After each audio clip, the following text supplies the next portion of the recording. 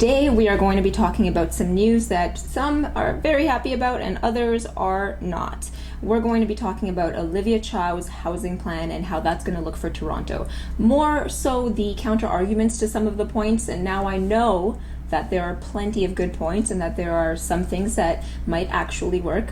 But I do just want to look at some of the things that might not, based on other cities that have tried it, or based on us trying it previously, or based on the fact that we are in such a dire situation that whoever does have to take on affordability in Toronto has a pretty big thing to conquer in their time in office. So let's go ahead and see what some of her housing platform is all about. Chow will ask the wealthiest Torontonians to chip in more through a luxury homes tax. Now, I have a counter argument to this because I have a few. One of them is that higher taxes on homes could actually deter wealthy individuals or developers from investing in higher end properties, potentially slowing growth in the real estate market or in the real estate sector. For instance, a similar tax in Vancouver led to a significant drop in sales of luxury properties, obviously having an impact on the local economy. It also does reduce economic activity. Decreased construction of luxury homes could result in fewer jobs in construction, and we already have enough issues with that and supply issues and other related industries. Now, it could also impact the middle class homeowner. If property values increase over time, middle class homeowners could eventually find themselves paying luxury homes tax, right? So if you have a home right now that's not quite in that bracket of luxury and you end up getting there and you're a middle class person, you might actually have to pay that same amount of money as somebody who has more money than you, but just because your property increased, now you have higher property taxes, right? That could be a big downside to that. She also wants to raise the vacant homes tax from 1% to 3% to make more homes obviously available and use those funds from that tax for more affordable housing initiatives.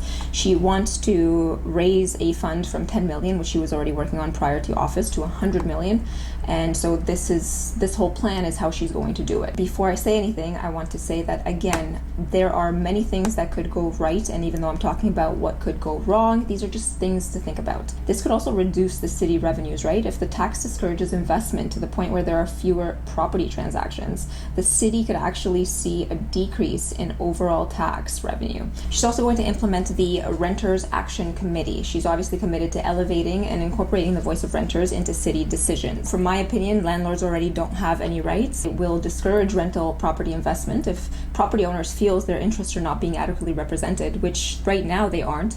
They may be less inclined to invest in rental properties. There's also a risk of policy imbalance, right? The overemphasis on the needs of renters could lead to policies that are unfair to property owners, potentially leading to a lot of legal challenges or reduction in the quality of rental housing. The next one is preventing rent evictions. It refers to the practice of evicting tenants in order to carry out renovations and then obviously re-renting the property at a higher rate.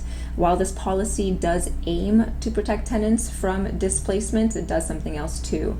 And it tries to maintain affordable housing, but I don't think that it works.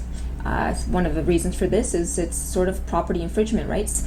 Property owners do have the right to improve their home if that's what they want to do and charge market rates, I would say. Restricting their ability to renovate and set rental prices would be seen as an infringement on their property rights. Obviously, this is very complicated. Renters do have rights as well. It's important to note that while there may be concerns and counter arguments to all of this stuff, there are also a lot of potential upsides and benefits.